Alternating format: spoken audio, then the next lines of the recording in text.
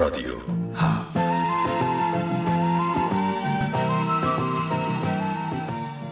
سلام، به استودیوی شماره 2 میریم. از همکارم خواهش میکنم که یکی از نامه‌های محرمانه آقای احمدی نژاد به شخص ولی فقیه رو برامون بخونن.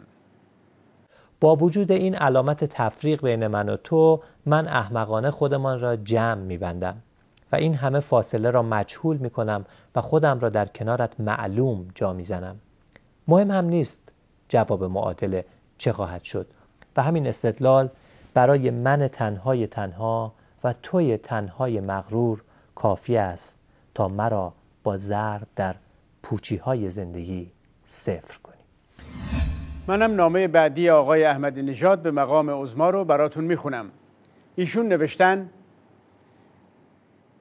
مقام عظمای ولایت، من پاهایم را در کفش تو کردم، پایم تاول زد. از اولم میدانستم کفش تو تنگ است برای تنهایی بزرگ پاهایم. به استودیوی شماره 4 میریم و آخرین ایمیل بشار اسد به سران نظام رو در قالب یک ترانه میبینیم و میشنویم. به روزم نیافتی به این بیقراری، نبینم تو چشمات یه برق صدایی. به روزم نیافتی به حالی که دارم، نیاد روزگاری که تنهات بذارم.